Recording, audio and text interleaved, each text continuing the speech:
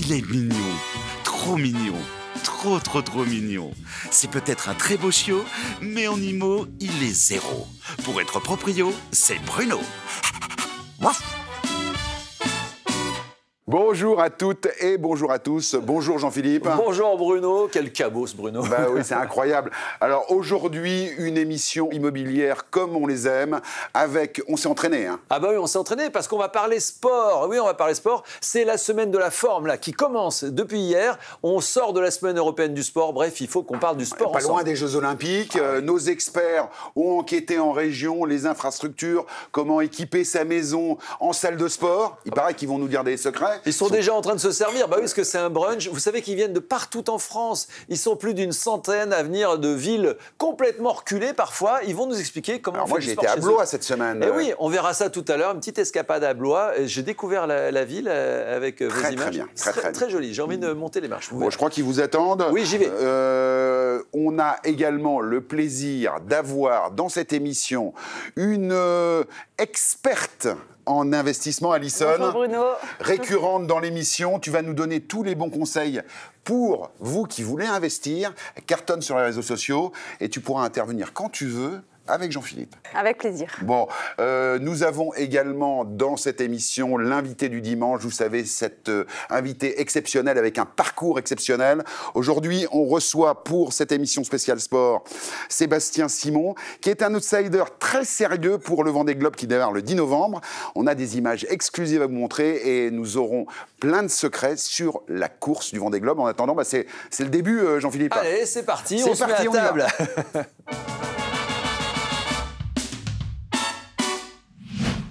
Bon, quel plaisir de vous retrouver. Bonjour à tous. Bonjour. Alexandre de Saint-Étienne, Stevens de Port-la-Nouvelle, Moussa de Nantes et Jérémy de Bourges. Vous le connaissez, le principe de l'émission.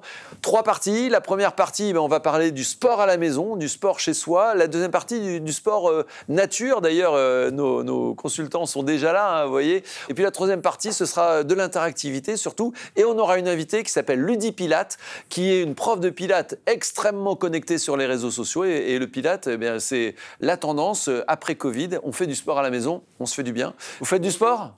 Tous les matins à 7h, je cours, tous les dimanches matin. Ah, dans la campagne nantaise. Voilà. Tous les dimanches matins à 7h. Ouais, j'essaye. Ok. Que À quel endroit pour que vos fans puissent vous voir, Moussa? C'est pas vrai. Ah, d'accord. Vous faites du triathlon, hein, C'est ça. Ouais, C'est ça. vous venez de Port-la-Nouvelle et là-bas, c'est évidemment le paradis pour faire du triathlon, parce que les 3 sports, hein, vous nous rappelez? Ouais, natation, vélo, course à pied. On est allé faire un micro-trottoir. Jean-Marie, dans le Nord, est allé vous demander, eh bien, qu'est-ce que vous faites comme sport? Est-ce que vous préférez faire du sport à la maison ou du sport à l'extérieur? Regardez. Bonjour, est-ce que vous faites plutôt du sport en ville, à la campagne ou chez vous? En ville. Plus en ville. Je fais du sport en salle, mais quand je cours, je préfère être en campagne ou à l'extérieur. Sport en ville parce que je fais du sport en salle. J'en fais nulle part. Nulle part, donc moi, Pas de c'est sport. fait. J'adore la campagne, mais je m'en vais en ville. À la campagne. Plutôt en ville et plutôt en salle. Plutôt en ville, plutôt à la campagne. Ouais, je vois qu'il y a un débat là entre vous, hein. Vous faites du sport plutôt en ville. Vous, Moussa, c'est... Sincèrement, pour être sincère, c'est à la maison, poids du corps. Ok. Voilà. Poids du corps. Pompe, quand j'ai le temps, toujours. Ouais. Et vu votre poids, c'est du sport. Non, ça va, Est-ce que vous êtes charpenté? Non, ça va. Ouais, non, ça va. Bon, bah, allez-y. C'est vrai que depuis le Covid, on a pris conscience qu'il y avait quand même des choses qu'on pouvait faire à la maison. Justement, moi j'ai un projet à la maison, mais je vous en parlerai peut-être plus tard. Ah ben non, mais parlons-en maintenant. C'est quoi votre projet? Alors mon projet, c'est que en fait, j'ai fait venir un conteneur. Ah, mais c'est vous, évidemment. Eh oui, oui. on en a parlé. Regardez, on va regarder ça. Alors moi aussi, j'avais l'idée de faire une salle de sport à la maison. Seulement, malheureusement, je n'avais pas la place. J'avais un grand terrain, donc j'ai fait venir ce conteneur.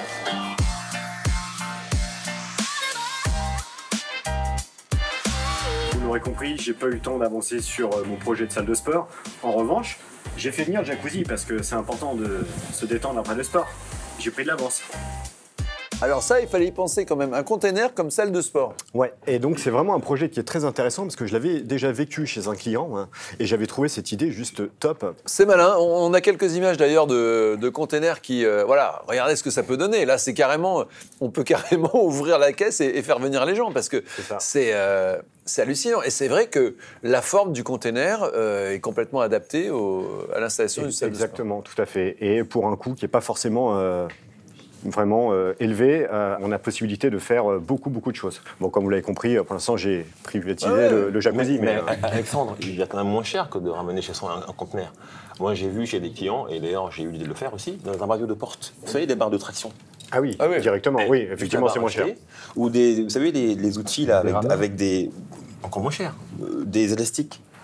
Avec le poids du corps, compagnie, parce que c'est plus pratique. Donc, du coup, la maison devient un espace entier de salle de sport. Mais aujourd'hui, en faisant une petite enquête sur mon secteur, c'est vrai qu'il est très difficile de trouver des maisons avec une salle de sport dédiée, parce qu'aujourd'hui, les prix de salles de sport sont tellement attractifs, avec des horaires assez larges, des produits et des services encore plus compétents qu'une salle traditionnelle à la maison. Et c'est vrai que ça s'est inversé. Et ce qu'il faut savoir, c'est que demain, on fait une salle de sport à la maison, mais qu'est-ce qu'on en fait dès que, par exemple, si on la finit pas ou on n'en veut plus? Eh oui. Alors, j'allais me retourner vers Alison, justement. Alors, non, je vous écoutais depuis le début. Combien ça coûte d'équiper une salle de sport? Donnez-nous des idées. On y arrivait. Combien ça coûte installer une salle de sport? Alors, moi, j'ai budgétisé à peu près 6 000 € pour vraiment le tout. 6 000 €? Ouais. Avec l'équipement, l'équipement, etc. Ouais.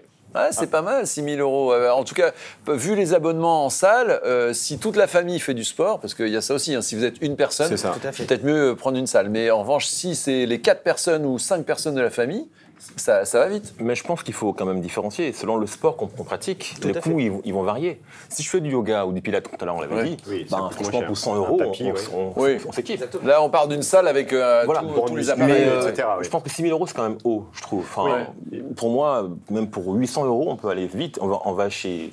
Oui. Mais alors moi, j'ai même une petite astuce. Allez sur les sites de petites annonces parce qu'il y en a beaucoup qui l'ont fait et qui maintenant les revendent parce que ça les encombre. Alison, je me tourne vers vous. Est-ce que c'est un bon plan quand on investit de mettre une salle de sport? Alors déjà, la première chose que je peux conseiller, c'est souvent, régulièrement, lorsqu'on achète des biens immobiliers, il y a des endroits pas exploités, soit en sous-sol, soit des pièces sans fenêtre. Donc là, c'est l'idéal de transformer ces espaces vides en salle de sport parce que lorsqu'on regarde un peu ce qui se passe dans le marché immobilier locatif, en France, il y a moins de 8% de biens immobiliers locatifs qui ont une salle de sport. Donc vous vous distinguez en fait. Donc tout d'un coup, tout le monde veut louer votre bien. Et en moyenne, lorsqu'on met à disposition une salle de sport à nos locataires, on peut louer entre 10 à 20% de plus. Ah oui, donc ça, c'est là où ça devient intéressant. Ouais. Parce que ce qu'a dit Alison, j'ai eu une maison à vendre où il y avait un sous-sol, qui était très grand. Où il y avait un sous-sol, ah oui. Voilà, mais qui n'était pas valorisé dans le prix de la maison. Mais en y mettant du matériel pour 2 000 à 3 000 €, vraiment, du beau matériel, tout de suite, on le valorise. Et le prix de la maison, du coup, il pièce sans fenêtre. En plus, les gens ont souvent du mal à se projeter. Ça, c'est vraiment ce qu'il faut garder en tête. C'est il suffit pas juste de dire aux gens, là, vous mettez le lit ici, le canapé là. Non, il faut que ça y soit réellement. Parce que si on arrive dans une pièce vide, un peu froide, et qu'on dit, là, vous pouvez faire une salle de sport, c'est pas du tout pareil que s'il y a réellement la salle de sport, en fait. C'est un investissement qui vaut le coup. Et ça vaut le coup, apparemment, en effet, c'est vite amorti. On a voulu en savoir plus, Jérémy, vous êtes allé voir Laura, c'est ça? Laure, qui est coach sportive. Qui est gérante d'une salle de sport et coach sportive. Eh bien, on regarde tout de suite cette enquête formidable de Jérémy de Bourges. Alors oui, j'ai des demandes pour faire du sport à domicile chez nos clients. Donc ce qu'ils aiment vraiment, c'est ce côté prise en charge en individuel ou vraiment en small group à domicile sur les horaires souhaités. Alors chez les clients, il y a plusieurs choses selon leur objectif. On a vraiment l'entretien, la prise en charge, la relaxation, ceux qui veulent se défouler, mais on est vraiment sur l'écoute. On répond à une demande, à un objectif précis et on adapte vraiment le programme et la planification à la personne. Ce que nos clients aiment en coaching, c'est qu'on vienne avec notre matériel et en fait qu'on réponde à leurs demandes et qu'on adapte en fait avec du matériel qu'ils ne connaissent pas ou n'ont pas forcément chez eux. Et nous venons avec et nous proposons nos séances à domicile avec notre matériel. Alors là, évidemment, c'est beaucoup moins... Ah oui, allez-y. Oui, prenez des fruits, Moussa, ça vous fera du bien. Là, évidemment, c'est beaucoup moins cher parce qu'il suffit d'avoir une pièce à disposition, éventuellement pousser un peu le canapé, et ça y est, elle vient, la coach, avec tout son matériel. Donc finalement, j'ai l'impression que tout le monde voulait avoir une piscine à une époque, tout le monde veut avoir une salle de sport, et finalement, c'est pas une obligation. Non. Vas-y, je t'en prie. Vas-y. Quel galant. Quel galant. C'est pas une obligation, mais après on le disait, ça rajoute quand même une plus-value si on a d'autres projets derrière, de revente ou quoi que ce soit. Et c'est surtout aussi, ça permet de pouvoir organiser sa journée comme on le souhaite, parce qu'on peut très bien faire du sport avant le travail, après le travail, à des horaires peut-être qui correspondent pas aux horaires de salle, même si aujourd'hui les salles sont ouvertes presque 24 heures sur 24. Mais voilà, ça permet aussi de pouvoir organiser sa journée différemment. Et du coup là, il faut faire attention quand même que la fameuse salle de sport à la maison soit pas à côté de la chambre du bébé. Tout à fait. Il faut que ça soit adapté parce que beaucoup, on va dire, s'investissent à faire une salle de sport à la maison, mais ils mettent tout de suite du matériel qu'ils vont acheter chez des revendeurs et ils le placent dans la salle vide. Mais au final, il faut bien penser à qu'elle soit bien isolée. Niveau sonore, le sol, le revêtement est très important parce que du coup, si vous faites pas mal de sport et que vous avez un parquet, ça va rêver tout le monde. Donc il faut vraiment faire attention à tout ça avant d'installer une salle de sport. Et la ventilation aussi. Effectivement, il faut vraiment que ça soit ventilé. Surtout, comme on disait tout à l'heure, c'est pas forcément qu'il y ait une fenêtre ou quelque chose. Donc, il faut créer ou une VMC ou quelque chose pour évacuer un peu cette humidité qui peut se créer. Il faut y aller aussi. Il ne faut pas que on se sente étouffé. En fait. mais soyons réalistes. Enfin, il y a peu de Français, vraiment en réalité, qui ont une salle de sport chez eux. Donc, est-ce que le mot maison ne peut pas être défini autrement ? Se dire que la maison, c'est peut-être le lieu autour de chez soi. Moi, je fais la piscine, c'est pas le vrai, mais si c'était le cas.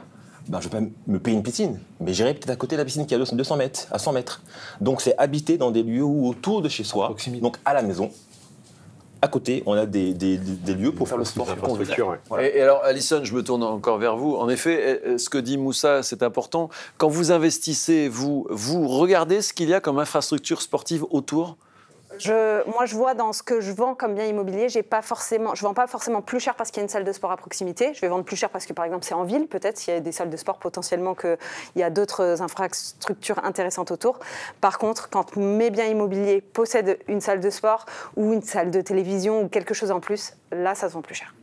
Et oui, et j'ai l'impression qu'en fait, elle veut cocher les cases, Alison. Et c'est vrai qu'on peut aussi cocher la case sauna. Maintenant, il y a des saunas infrarouges de la taille d'une cabine de douche. Il suffit d'une prise électrique. Exactement. Et vous pouvez cocher sauna dans le logement. Cocher les cases, c'est exactement ça. Parce que pour le coup, il y a 10 ans, quand j'ai commencé à faire de la location saisonnière, quand je rentrais mon annonce, je me suis rendu compte que oui, on pouvait cliquer sauna, piscine, salle de sport, jardin. Et en fait, mon objectif, c'était de tout cocher. Mais du coup, finalement, on peut avoir des salles mixtes. En tout cas, espace dédié, c'est le mot-clé. Voilà, c'est ça, exactement. Et une pièce qui est peut-être grande, 20 mètres carrés, on peut peut-être la rendre bureau le matin. Un tiroir qui se tourne et boum, ça devient une chambre. Ouais. On tire un rideau, salle de sport. Enfin, voilà, il faut être magnifique parce que là, il coche 2 cases en même temps. Exactement. Chambre d'amis ou ça bureau, marche aussi, mais ça marche. Il faut une pièce qui peut servir un peu à nous, c'est aussi de faire économiser aux Français de l'argent. Enfin, on ne va pas se le cacher. Oui, c'est vrai, vous avez raison. Dans la deuxième partie, là, dans quelques instants, on va parler aussi, en effet, de ce qu'il y a autour. Et Jérémy, je sais que vous y tenez. Alors, on va rendre hommage à votre équipe. C'est l'équipe de Bourges, l'équipe féminine de basket. Bourges féminine de basket, qui est le club français le plus titré de France et qui a le plus de titres européens de France et qui fait vivre la ville au quotidien. Vous êtes allé voir Pauline Astier. Tout à fait, joueuse de l'équipe de France. Et j'en profite pour dire que la semaine prochaine, on va faire une émission spéciale femmes, parce que là, ce sont les femmes à l'honneur. Et bien la semaine prochaine, parce que ce sera le premier dimanche d'octobre et Octobre Rose, on fera une émission spéciale femmes. Donc je ne veux pas vous voir la semaine prochaine. Non, je ne veux pas vous voir. Allez, on écoute tout de suite Pauline Astier. Pour une jeune basketteuse, déjà, c'est un club assez structuré, organisé. Donc c'est vrai, quand on est jeune, qu'on débarque dans ce milieu-là, c'est plus facile pour une jeune joueuse. Après, je pense que c'est un peu un rêve pour toutes les petites filles qui ont suivi pas mal le basket. On sait qu'il y a d'énormes joueuses qui sont venues ici. Après, bien sûr, je vais pas vous parler de tous les trophées qu'il y a derrière moi, mais c'est vrai que non, c'est un club historique dans le basket féminin et on continue d'essayer de faire grandir. Donc voilà. Déjà, c'est la plus grande salle de France. Je pense qu'il n'y en a pas d'autres, en tout cas pour le basket féminin. Il y a toujours énormément de personnes, beaucoup d'affluence, tous les ans, d'année en année, ça augmente. Donc c'est vrai que pour les joueuses, c'est un plaisir toujours de venir jouer ici. Puis ça fait des années en fait qu'ils nous suivent, qu'on essaie de perpétuer ça, on va dire. Et donc non, c'est trop bien. On dit à chaque fois que c'est un peu le 6e homme, mais c'est vrai, quand les équipes viennent jouer au Prado, à chaque fois, elles ont peur parce qu'elles savent que ça va être compliqué avec l'ambiance, les supporters. Donc c'est pour ça, je pense que notre public est assez unique et très investi. Oui, c'est ça aussi de vivre dans sa région, c'est vivre et supporter le club local. Exactement. D'ailleurs, Jean-Philippe, je sais que vous supportez les Verts. Non, c'est pas vrai. Donc je vous ai ramené un petit souvenir. Quel faillot, celui-là. Oh, ça me fait tellement plaisir. C'est le seul qui a pensé. Vraiment. Il faut mettre la ville en avant comme on peut. Il y a le prix, je crois. Il y a le prix sur. Et il y a le prix en plus. Mais on lui demande toujours les prix. Tu l'as volé à vous. Bon merci, c'est très sympa. Justement, on va parler de tous ces clubs de sport autour de chez nous. Ce sera dans la deuxième partie. Mais avant cela, on va retrouver Bruno. Bruno qui a un sportif aujourd'hui comme invité. C'est Sébastien Simon. Il est skipper et il va faire le Vendée Globe. C'est tout de suite Bruno. Et on se retrouve après pour reparler sport, évidemment. Et mettez-vous au sport.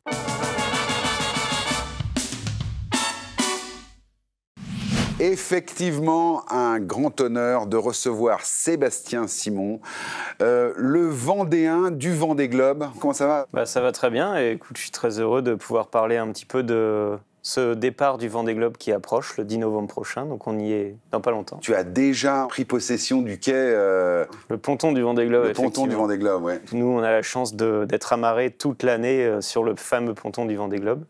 Et dans moins d'un mois, il y aura 40 bateaux, les 40 concurrents de cette prochaine aventure. On va en parler, mais alors j'aimerais un petit peu, pour le grand public et pour les gens qui nous regardent dimanche midi, que tu nous racontes un petit peu cette passion pour la mer, cette passion pour la navigation. J'ai commencé effectivement avec mon papa, j'étais tout petit, je me souviens même pas à quel âge exactement, mais c'est devenu une passion au fur et à mesure. Avant, je pense que j'aimais bien l'esprit d'aventure, et puis un jour, je me suis mis à la compétition à 12 ans. Et puis après, des études d'ingénieur. Alors là, c'est quoi? C'est Obicat? C'est quoi? C'est de l'optimiste, tout simplement. Des petites coques de noix de 2,25 m de long, je crois, des tout petits bateaux. Et puis ensuite, je suis passé sur des bateaux un petit peu plus grands, jusqu'à la course au large.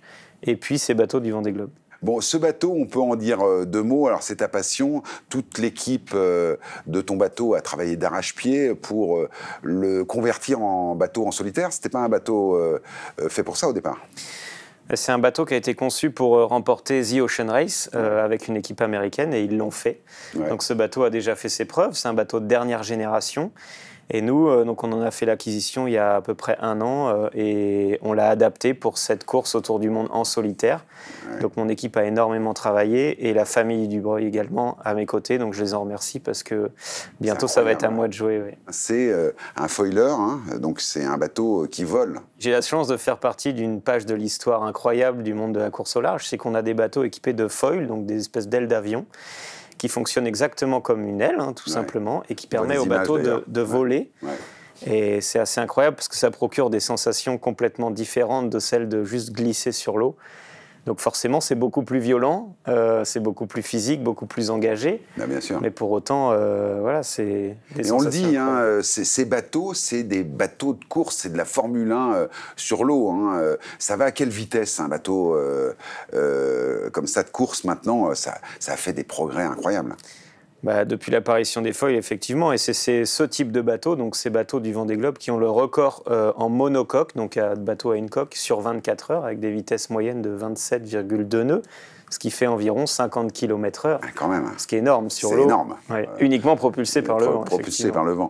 Le bateau lui-même, ça va devenir ton habitat pendant 75 jours, 72, 70, on veut battre le record? 70, j'adorerais. Ouais. Je ne sais pas où on signe là tout de suite, mais effectivement. Ouais. J'ai effectivement une petite déception d'il y a 4 ans où j'ai dû abandonner alors que j'étais en 4e position, après avoir d'ailleurs m'être dérouté pour sauver un skipper qui avait brisé son bateau en 2. Donc c'est forcément une petite déception et aujourd'hui, je pense que j'ai fait tous les sacrifices nécessaires pour réussir cette aventure. Sébastien, on sent que tu es serein et que tu es prêt pour cette course. On a hâte d'en savoir plus. On se retrouve tout à l'heure en fin d'émission pour la suite de cette interview. Tu vas nous expliquer plein de trucs au niveau du bateau, comment on vit à bord, etc. Il faudra être quelques questions immobilières et on suivra ce parcours incroyable. Pour l'instant, c'est Jean-Philippe qui reprend l'émission et son cours normal. Eh ben, on a hâte d'en savoir plus et puis d'être au Vendée Globe. Bonjour Élodie, vous êtes des Sables d'Olonne, évidemment ça vous concerne. Exactement. Donc c'était une chance de pouvoir rencontrer Sébastien qui est un peu notre star locale du moment vu l'événement qui arrive. Star locale qui va devenir une star nationale donc en novembre pour le départ du Vendée Globe. Alors là c'est le grand départ aussi pour vous toutes. Bonjour à toutes. Et Hélène de Boulogne-sur-Mer, j'en bafouille tellement je suis ému de vous voir toutes là comme ça. Aurélie de Corse évidemment et Laetitia des Alpes du Sud, de Briançon. Tout à fait. La thématique, c'est le sport. On a vu le sport à la maison tout à l'heure. Maintenant, on va voir le sport en pleine nature. En Corse, il y a le GR20. Il y a le GR20. Tout le monde connaît le GR20. Ouais. Oui, complètement. En faisant quelques kilomètres, on a la mer, la montagne. C'est fantastique. Dans les personnes que vous accompagnez, Aurélie, est-ce qu'il y a des gens qui disent moi je veux habiter là parce que à côté je vais courir, etc. Mais forcément, les férus de randonnée, ils vont préférer habiter un peu en retrait des villes, dans la montagne, ou alors il y a des acquisitions de petits gîtes, de ce qu'on appelle nous les paillages. Et c'est vrai que on est en direct avec la nature. Ouais. Vous nous faites rêver, on est tous là comme ça. D'ailleurs, n'hésitez pas à aller manger. Alors il n'y a pas de charcuterie corse, je suis désolé. Aurélie, mais... Du fromage peut-être? Non. Mais non plus, non, il y a des fruits. Tant pis. Voilà, n'hésitez pas, c'est le brunch, vous le savez. On parlait nature, alors je me tourne vers vous aussi, Hélène, parce que Boulogne-sur-Mer, tout est dans le nom. Effectivement, nous on a la chance d'avoir de longues plages, une belle côte, donc la côte d'Opale. Il y a beaucoup de sports nautiques. Oui, donc c'est quoi, la voile Alors il y a le char à voile, il y a également... Ah oui, c'est vrai que vous, quand vous faites de la voile, c'est pas comme vous. Vous, c'est en pleine mer. Élodie, mais en fait aussi. À Boulogne, on fait sur le sable. C'est vrai. Oui, c'est ça. On a des chars à voile qui ne correspondent pas du tout. En fait, en région, c'est drôle, parce qu'on a le même décor naturel, pour le coup, mais on n'a pas les mêmes activités. Nous, on a vraiment des plages qui sont très longues de sable. En fait, ils ont des plages avec des kilomètres, et on peut vraiment faire un chrono, s'amuser, apprendre de la vitesse. En plus, c'est accessible à tous, même en famille. Oui. Moi, j'ai fait beaucoup de cerf-volant du côté de chez vous. À Et c'est Berck. un autre sport aussi, à Berck. Voilà. Oui, bien sûr. À Berck-sur-Mer, Très connu, magnifique. Berck-sur-Mer. Et du coup, du kitesurf aussi. Quand vous allez dans l'eau, vous faites quoi, vous? Launch coach, j'aime bien. Alors là, je vois Aurélie qui dit le quoi? Le launch coach? Ça vient de Californie ou quoi? Non, le longe-côte. Alors, qu'est-ce que ça veut dire, le longe-côte? Alors, en fait, c'est de la randonnée dans la mer. D'accord. Voilà, alors c'est très vivifiant, ça demande pas beaucoup de matériel en plus, on peut y aller en autonomie. Et en fait, c'est pareil, c'est accessible vraiment à tout âge. On va jusqu'à mi-poitrine dans l'eau. En fait, tu marches dans l'eau? Tu marches dans l'eau, c'est ça. Tu mets une combi. Alors, des fois, tu as une pagaie quand même pour t'aider un petit peu parce que c'est à contre-courant. Oui, d'accord. Ça fait un peu plus la musculature, on va dire. Ouais, c'est un peu comme les bâtons quand on marche, ça fait marcher tout le corps. Ça draine en même temps. Alors, ça draine, c'est vivifiant. Et des fois, tu fais des rencontres. Enfin, moi, j'en ai fait et j'ai eu la surprise quand même de rencontrer des phoques. Parce que nous, sur la côte d'Opale, et je t'assure, ils viennent vraiment en bord de plage. Je t'assure. Ils faisaient une longe côte aussi. Je voulais parler avec quelqu'un, je me suis retournée, je dis waouh, c'est un phoque. Et voilà. T'as fait quoi cette semaine? Je fais très mal le phoque. Vous faites aussi du longe côte? Non, du tout. Non, Elle va s'y mettre, elle a donné bien sur la côte Alors, d'Opale. je veux bien faire semblant, mais évidemment. Le longe côte n'a plus de se claquer en moi. Voilà. Non, moi, je suis une surfeuse aguerrie. Évidemment que non plus. Non, pas de sport, non. Alors, du paddle. Alors, pas du paddle, attention. Ah, du paddle tennis. Non, paddle. Non, du paddle. C'est bien la stand-up paddle. Voilà. Stand-up paddle. Et alors, est-ce que vous voyez, vous, un attrait quand les gens viennent emménager chez vous, justement sur tout ce qui peut se faire en sport autour de chez vous? Bien sûr, Oui. c'est partie de la qualité de vie. Installé à Briançon. Oui, alors à Pour le Briançon. sport. Oui, c'est le terre de jeu d'ailleurs. Et moi, j'étais issue de la ville et je suis venue m'installer à Briançon parce que, à la base, je pensais que la montagne, c'était que le ski, mais pas du tout. Il y a une multitude de sports. C'est fabuleux. Les Alpes du Sud, j'y étais beaucoup cet été avec la région Sud. C'est fabuleux. C'est vraiment une région bénie des dieux. Et en plus, Cocorico, les Jeux Olympiques de 2030. Bien sûr. Non mais on sort à peine des Jeux de Paris que ça y est, on se projette maintenant vers les Jeux. Donc, les Jeux 2030 qu'on explique un peu, c'est sur 2 régions en fait. C'est sur les régions Rhône-Alpes-Auvergne et la région sud, Provence-Alpes-Côte d'Azur, dont donc Briançon. Et vous êtes allé interroger justement un triple médaillé or paralympique Arthur Baucher. Et vous allez l'interviewer justement à l'endroit, vous allez voir, c'est des vieilles pierres, mais ça va être le village olympique des Jeux de 2030. Regardez.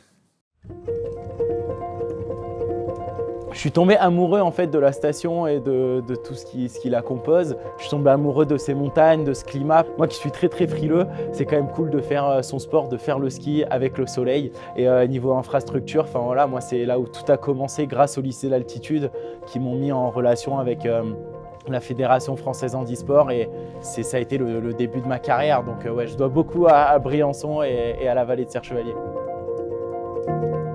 C'est vrai que dans cette vallée, il y a le ski, les sports d'hiver. On est surtout connu pour ça. Mais le sport ici, c'est toute l'année, toutes les saisons.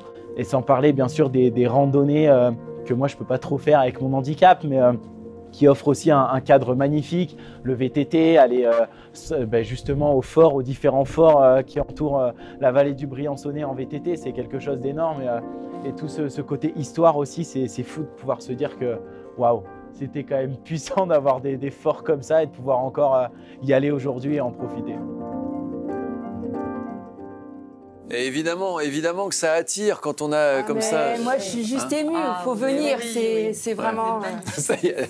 Alors là, ça y est, elle est en train de nous séduire. On va continuer. Et alors, Alison, j'ai vu sur les réseaux sociaux récemment que ça y est, vous nous aviez caché quelque chose. Vous vous préparez pour une grande manifestation sportive. Exactement. Alors, je me suis lancé un petit défi, mais souvent, on prend des décisions quand on est tranquillement sur notre canapé. En fait, on se dit pourquoi je ne mettrais pas un petit peu de folie dans ma vie. Moi, c'est les soirs de fête que je prends ce genre de décision et que je regrette après. Et je me suis dit, pourquoi pas faire le Half Marathon des Sables. Donc, c'est 120 km dans le désert du Sahara.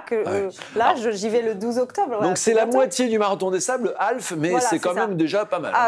On est en autosuffisance avec 8 kilos sur le dos. On dort en tente. Enfin, voilà, je ne sais pas pourquoi j'ai pris cette décision.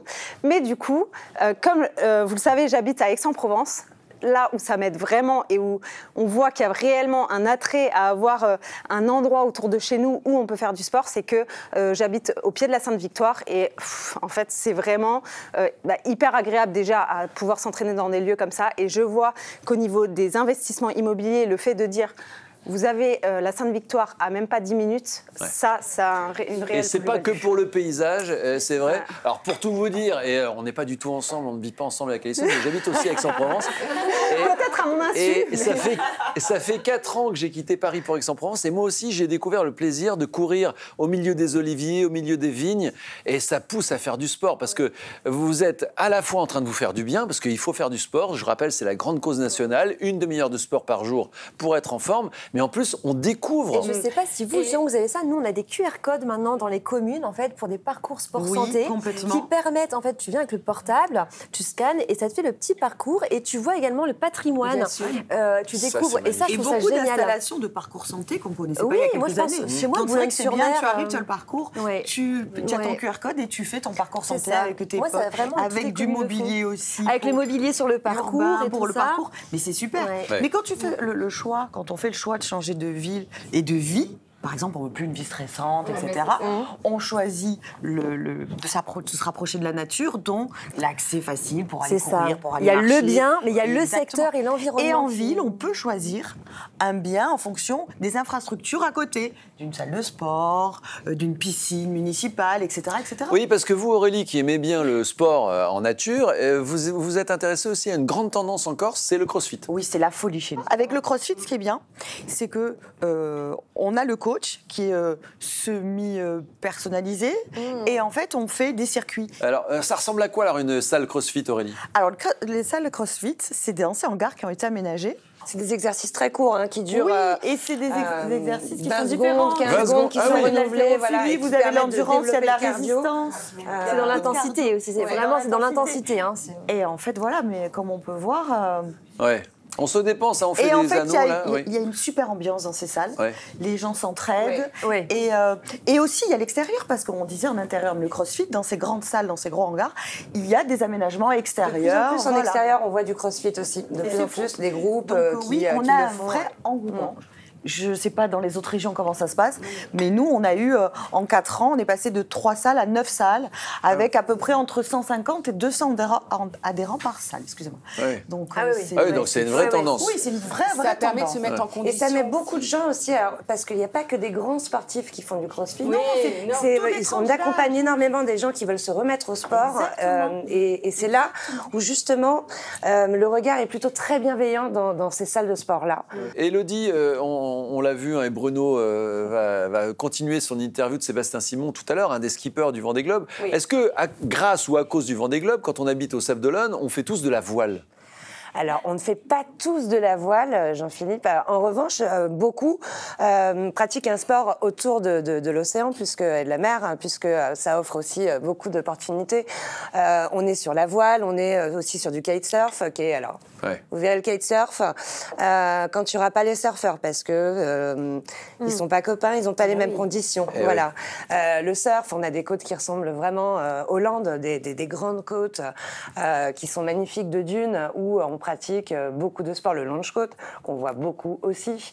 Il y en a pour tout le monde. Et le Vendée Globe, effectivement, amène un côté voile sur la compétition et donne envie, en tout cas à ceux qui ne sont pas de Vendée, de venir naviguer chez nous. Oui, parce qu'il y a la voile aventure, évidemment, on ne va pas tous faire le tour du monde, mais en revanche, inscrire nos enfants en école de voile. Tout à fait. Ça aussi, j'imagine qu'il y a des familles qui viennent chez vous parce que vous êtes près de la mer pour pouvoir faire de la voile aux enfants. Oui, et moi j'ai des clients qui viennent en fait justement pour faire découvrir des nouveaux sports. Les écoles en fait donnent des initiations dans justement ces écoles char à voile ou autres, hein, je veux dire vraiment, et c'est très recherché. Alors on recherche également bien sûr des biens, bien souvent avec des garages ou avec des endroits où on peut stocker aussi. Le char à voile, j'ai compris. Alors, pas le char à voile forcément, mais la planche. La planche, c'est une réalité. C'est une vraie réalité. Sur l'achat immobilier, souvent. Ah bah ouais, mais moi, où est-ce que je mets ma planche, mes rigide, je peux pas laisser au soleil. Alors le bateau, en plus, ça va pas être des garages de dimension standard. Ça va être voilà, c'est plutôt du 7 mètres. Enfin, vraiment, il y a cet accompagnement aussi qu'on doit faire auprès des personnes. Limite, faire une salle de sport chez soi. Par chez moi, les gens me demandent plus, est-ce qu'il y a une cave, est-ce qu'il y a un garage pour pouvoir stocker vélo, ski, kayak. Pour un seul et ça, c'est une vraie matériel. plus-value. Et ne pas être trop loin aussi, parce qu'en fait, si on a tout le matériel dans le garage, mais qu'on habite très très loin des côtes pour les sports nautiques, pour le transport, c'est très compliqué. Au final, on n'en fait plus. Quand ça devient compliqué, non mais c'est vrai. Oui, on trouve toujours une excuse. Un vrai passionné. Mais nous sommes tous des passionnés. Exactement. En tout cas, merci parce que vous nous avez montré qu'en effet, chacune dans vos régions, que ce soit Boulogne-sur-Mer, Briançon, la Corse, non, pardon, pas Boulogne-sur-Mer. C'est pas grave, mais les Sables d'Olonne. Mais vous avez changé de place. On avait répété tout à l'heure.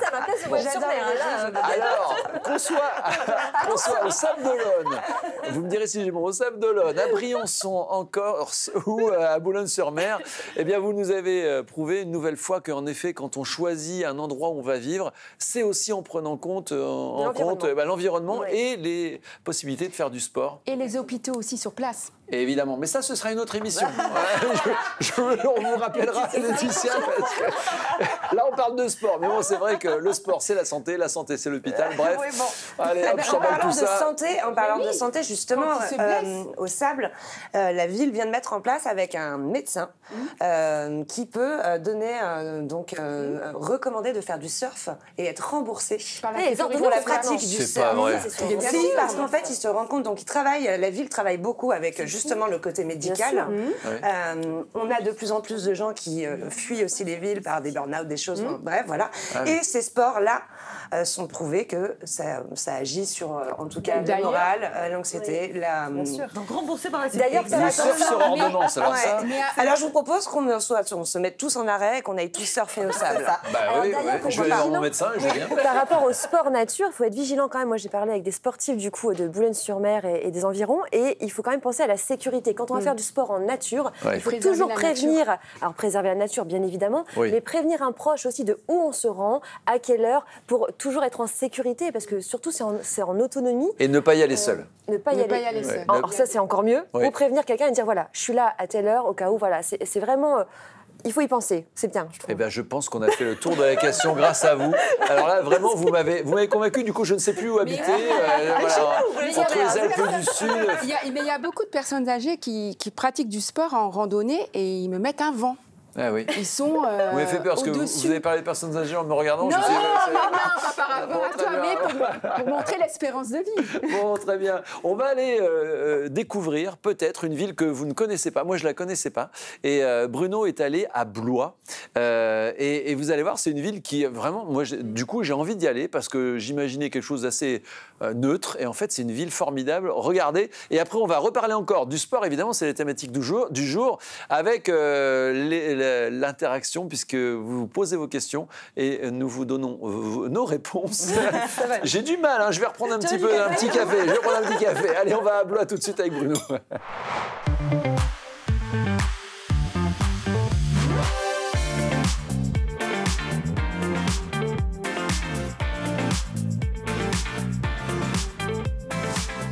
Nadia, je suis très heureux parce que depuis tout à l'heure, on se balade dans les rues de Blois et j'ai l'impression d'être au temps des rois en fait. Ah oui, t'es avec Incroyable. François Ier et Louis XII. C'est quoi ce truc? Alors, ce sont les escaliers Denis Papin. Denis Papin? Denis Papin.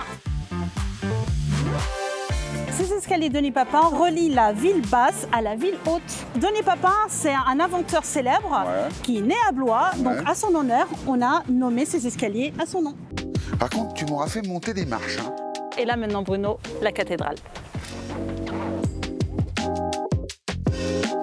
Les jardins de l'évêché. Incroyable ce lieu, ce panorama incroyable, surtout Blois. Hein. Surtout Blois et surtout sur la vallée de la Loire. On ne peut pas rester de Blois en regardant cette vue, hein. C'est pas possible.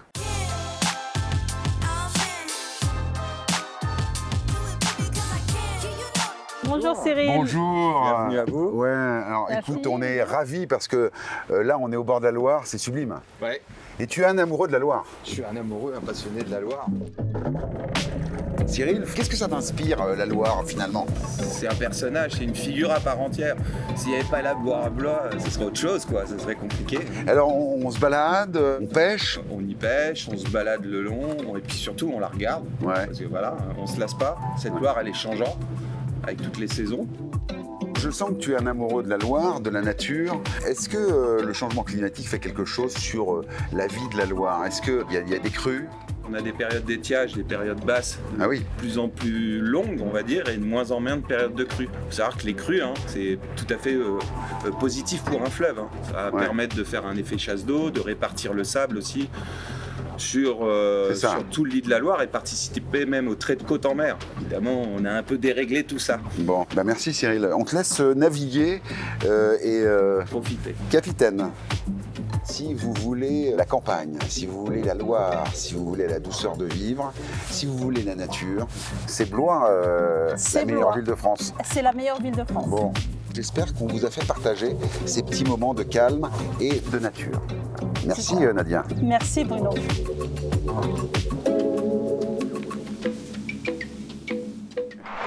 Eh oui, c'est ça aussi, Proprio à tout prix, c'est vous faire découvrir ces villes qu'on ne connaît pas forcément. Allez-y, hein, parce que je vois, ça y est, alors là, ça y est, c'est le brunch.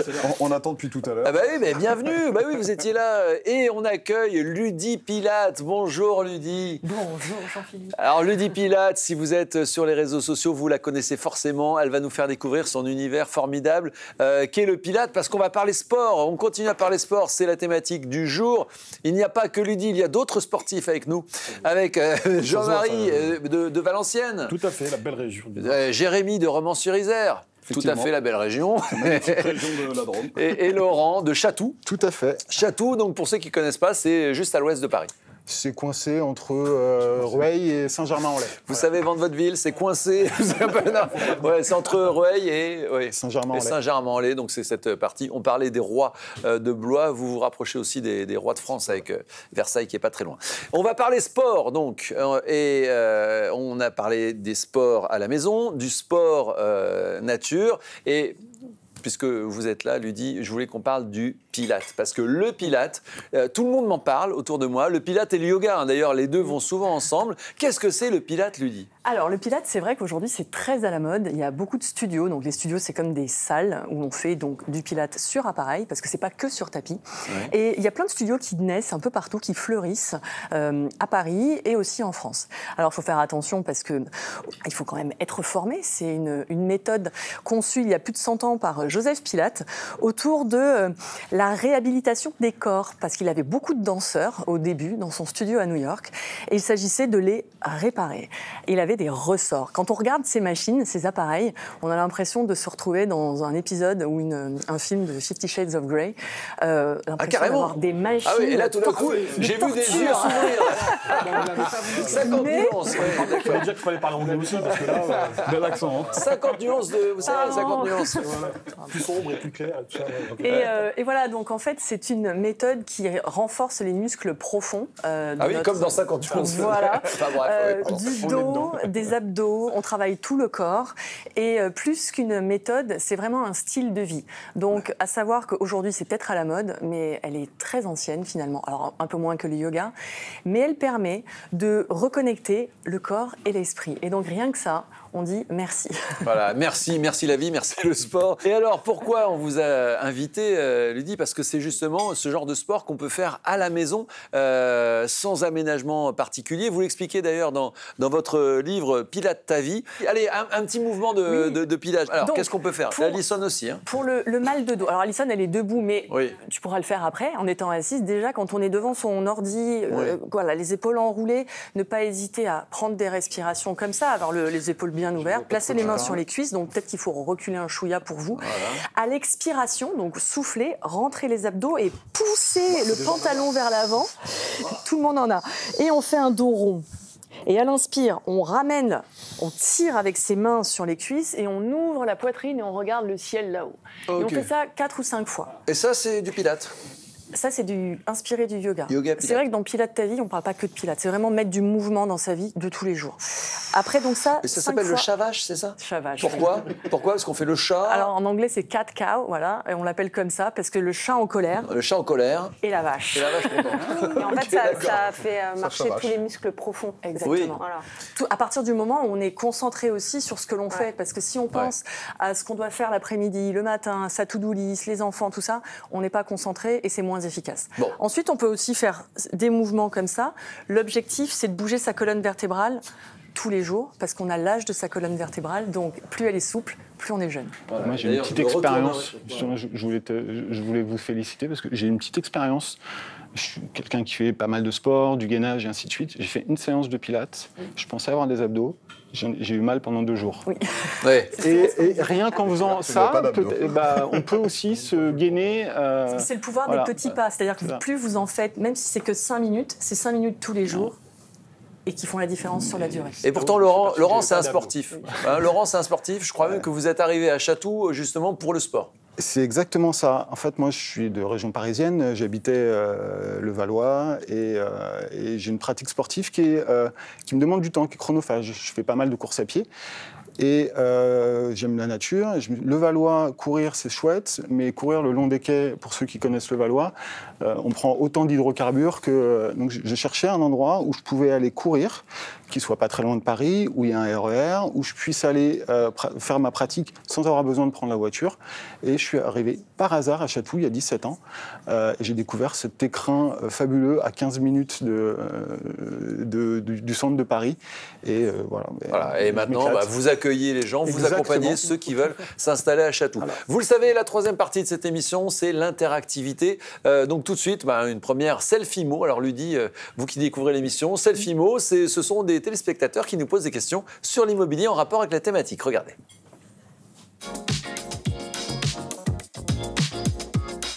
Bonjour, je m'appelle Fanny Cauchois, je suis athlète de haut niveau et je voulais savoir si c'était un plus d'avoir une salle de sport à la maison lors d'une revente. Alors, est-ce que c'est un plus d'avoir une salle de sport? Et alors là, et on va l'illustrer tout de suite, Jean-Marie, avec les images de c'est votre grenier, c'est ça? C'est mon grenier, oui. C'est votre grenier. Alors, ça se voit pas spécialement que je m'en sers, mais oui, c'est mon grenier. En tout cas, vous avez fait du sport au moment de l'installer. En tout cas, on va regarder cette salle de sport donc chez Jean-Marie. Elle consiste en quoi, votre salle de sport? Un rameur, un vélo elliptique, un tapis de course, un banc de muscu, une télé. forcément, parce que moi, je fais pas du sport. Faut que je regarde la télé, sinon ça, faut que je pense à autre chose. Faut que tu fasses ça en même temps. Ouais, mais des fois, je fais que regarder la télé. C'est ça le problème. T'as le canapé aussi, c'est ça. Mais c'est une salle de sport qui peut redevenir très vite une chambre. C'est une salle multifonction, on va dire. La salle de sport, salle de bureau, console de jeu. C'est un peu tout. Bon, est-ce que ça apporte une plus-value d'avoir une salle de sport dans une maison? Bah oui et non. Après, ça dépend de la clientèle qui va arriver, mais. Comme vous l'avez dit, c'est surtout après on va pouvoir la récupérer en chambre, en bureau, on va pouvoir l'adapter selon ses besoins en fait. L'avantage c'est vraiment d'avoir la pièce en plus, parce qu'au final, si la personne achète n'est pas sportive, ça va pas l'intéresser spécialement et généralement soit on repart avec le matériel, soit on le revend. Donc, En revanche là je fais un peu de pilates, regardez, hop, je me tourne comme ça, c'est pour ma colonne vertébrale, vers Alison qui nous disait tout à l'heure, Alison, et je répète pour ceux qui ne l'auraient pas entendu, c'est que c'est un plus d'avoir une salle de sport parce qu'on coche une case en plus. Une case presque luxe. Parce que c'est comme avoir une piscine, en fait, c'est un peu la même chose. Et ça peut se revendre au même titre que lors de la location. C'est entre 10 et 15% à peu près de plus. C'est prouvé que quand il y a une piscine ça change complètement la valeur du marché parce que quand ils vont vouloir comparer à ce qu'il y a d'autres sur le marché, ils vont dire oui, mais regarde, celle-ci, elle ressemble, mais elle n'a pas la salle de sport. Celle-là, elle l'a. Et pour les moins sportifs, ça marche aussi pour le baby-foot. De mettre un baby-foot, tout d'un coup, les gens se disent waouh, génial, il y a un baby-foot dans la maison. Ou un billard, ou un flipper. Bon, deuxième question. Et bonjour, je m'appelle Gabin, j'ai 24 ans, j'habite à Romans et je voulais savoir si en tant que locataire, on pouvait acheter un banc de muscu pour pousser de la fonte. Bah évidemment, on est d'accord, on peut acheter, le poser, tant que ça n'entraîne pas de travaux. Voilà. Après, attention en appartement, parce que ça peut faire des nuisances aussi. Voilà. Le matériel est lourd, souvent on le pose. Moi, ce que je conseille, c'est d'acheter des tapis qui vont amortir le bruit. Et d'offrir une boîte de chocolat à la voisine du dessous. Exactement. Puis on sait tous qu'à la 10e série, la barre elle retombe un peu plus fort sur le. Donc mettre des petites mousses sur les. Ou retirer quelques haltères. Être moins. Voilà. Après, il y a les anciens bâtiments, les bâtiments des années 40, on va dire. Souvent, on a des planchers bois. Donc attention aussi au poids.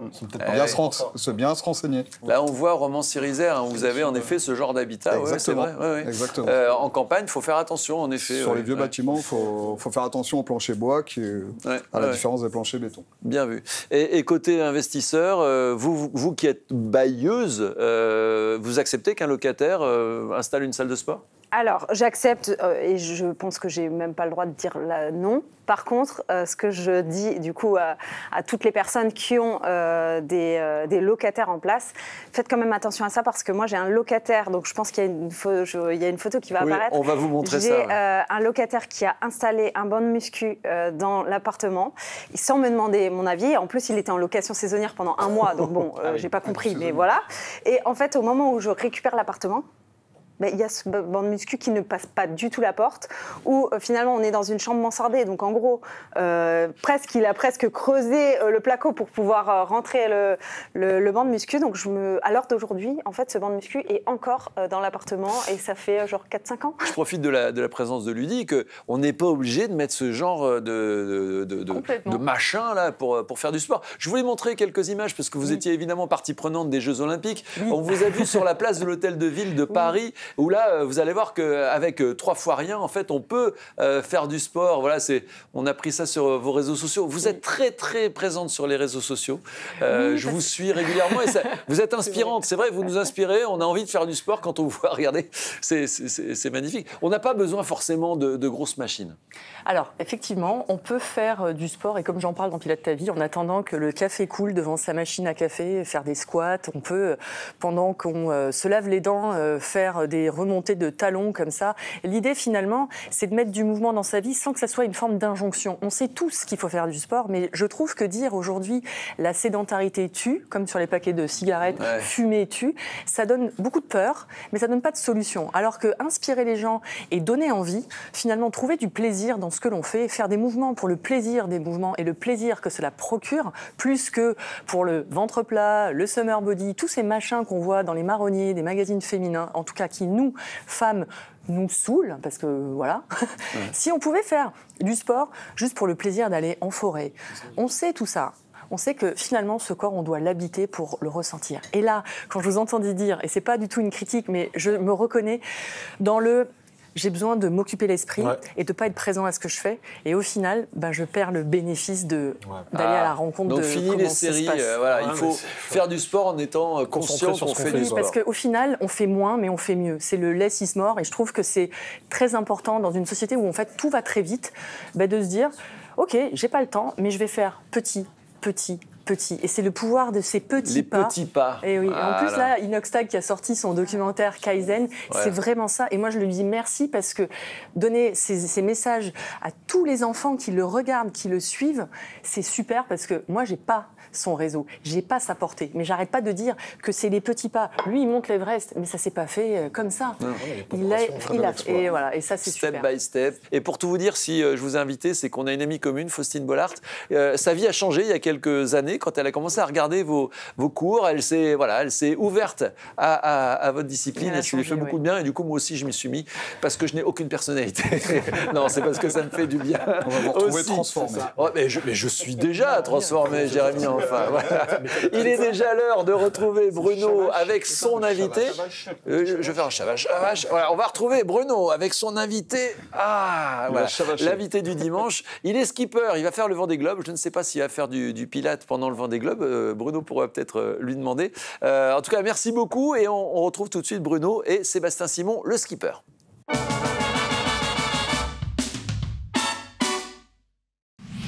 De retour avec Sébastien Simon. C'est plein de trucs intéressants, immobilier, qui, je pense que ça ne te concerne pas trop en ce moment. Mais la vie à bord d'un bateau, c'est très spartiate. Oui, c'est assez spartiate, effectivement, rudimentaire même. C'est que du carbone partout, donc un environnement très très noir. On s'éclaire à la frontale. Il n'y a pas de lampadaire ou autre, ou de petites lumières tamisées. On a une petite cuisine qui ressemble tout simplement à un réchaud de camping. Ce bateau, il est sublime.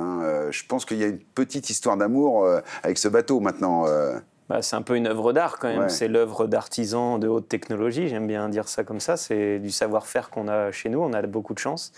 Et donc on a adapté en plus ce bateau à notre main pour que je puisse effectivement vivre 3 mois à bord.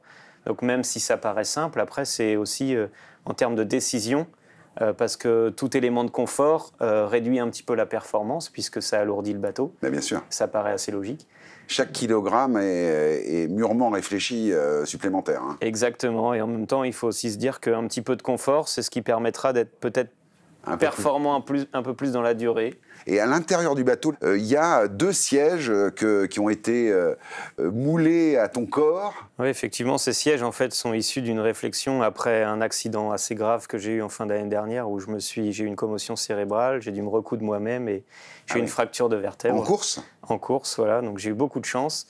Et donc, du coup, on a essayé d'adapter l'ergonomie pour apporter aussi plus de sécurité. Donc, on a moulé des sièges complètement sur moi et mon corset a même servi à découper la forme du siège un petit peu. Ah oui. Et en plus, on a adapté une ceinture de sécurité et ce siège, on l'a aussi monté sur des amortisseurs. En fait, on se retrouve un peu comme... C'est un peu comme des sièges qu'on retrouverait soit dans une Formule 1, soit dans un avion de chasse, je ne sais pas trop. Ouais. Et c'est ce qui me permet de pouvoir veiller, piloter le bateau tout en étant dans une position confortable. Parce qu'on le dit, les gens se rendent peut-être pas bien compte, mais c'est un vrai pilotage. Il y a même des jets incroyables dans certaines manœuvres. En fait, le bateau, faut savoir qu'il vole et du coup, il peut aller dans le sens opposé aux vagues, ce qui peut générer des vitesses de rapprochement au-delà des 50-60 km/h, ce qui génère des chocs verticaux de la coque au-delà des 4G, donc ce qui est proche de ce que subissent les pilotes de chasse ou les pilotes de Formule 1. Donc nous, c'est des chocs qui sont verticaux. Et puis en plus, il y a les décélérations du bateau quand le bateau finalement arrête de voler et se crache dans une vague un petit peu.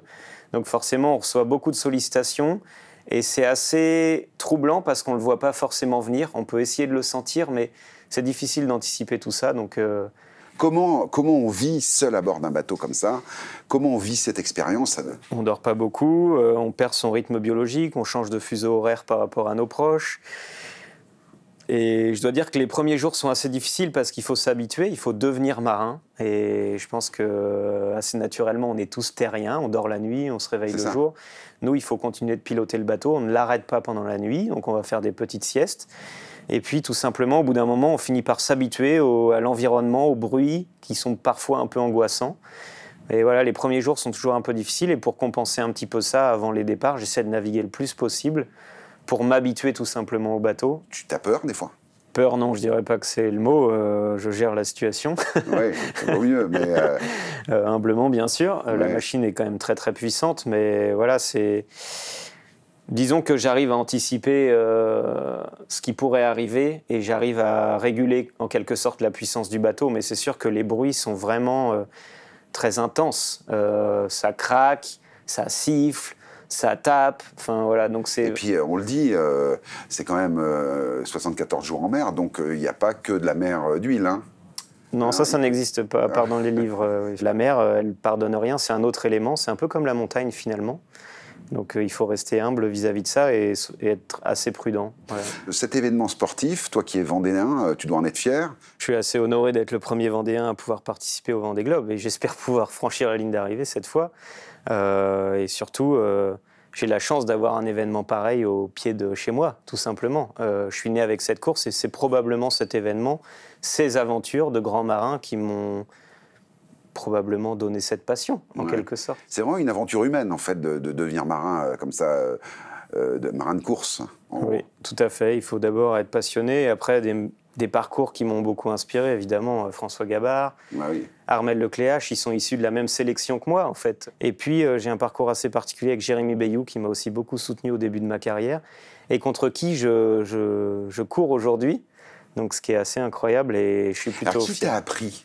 Qui m'a appris? Mon papa, tout simplement. Ah, ton père. Voilà. Et donc, vous partiez ensemble faire des virées. C'était un marin, lui aussi? Oui, c'était un marin. On a appris en croisière tous les deux. Donc, au début, j'adorais juste changer d'habitat, en quelque sorte, aller de port en port, rencontrer des gens, voir des nouveaux environnements. Et puis, un jour, en fait, c'est juste la compétition qui m'a donné envie. Qui t'a attisé. On vit, je dirais, sa passion et en même temps, c'est beaucoup d'énergie, quoi. C'est beaucoup de sacrifices parce que monter un projet comme celui-là, rassembler les partenaires pour vivre son rêve, tout simplement, monter une équipe, travailler ensemble, parce que je suis peut-être tout seul à bord, mais en attendant, j'ai quand même 9 personnes à temps plein. Des fois, on est 15, juste pour la gestion technique, administrative de notre entreprise.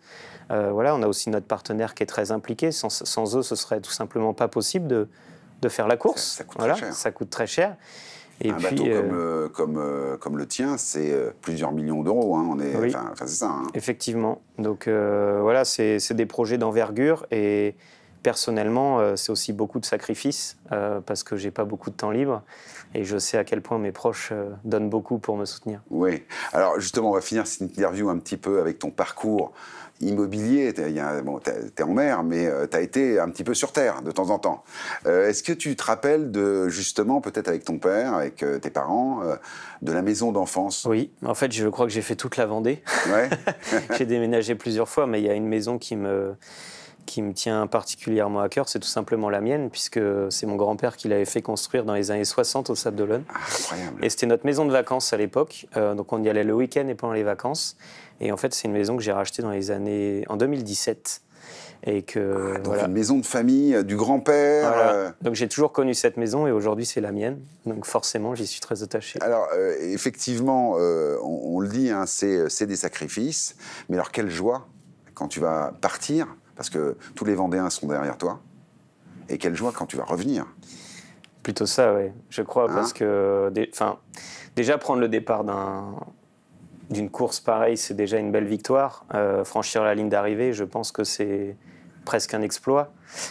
J'aimais bien, parce qu'il y a un chiffre qui me tient beaucoup à cœur. On a regardé ça et j'étais assez surpris, c'est qu'il y a environ 110 personnes qui ont réussi à boucler le Vendée Globe, donc cette course au large en solitaire et sans escale, contre plus de 600 personnes à être allées dans l'espace. Donc ça prouve un petit peu l'exploit. Pas mal. Voilà. Ah, j'aime beaucoup ce chiffre également. Ça sera le chiffre de la fin, Sébastien. Alors, on va te souhaiter bonne chance. On va te dire le mot de 5 lettres pour le départ de la course. On le rappelle, le 10 novembre.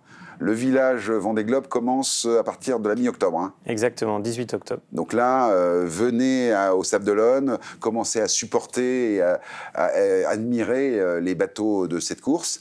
Et je peux te dire que toute l'équipe de Propriété à tout prix sera derrière toi pour cette formidable aventure. Merci beaucoup. À très bientôt, Sébastien.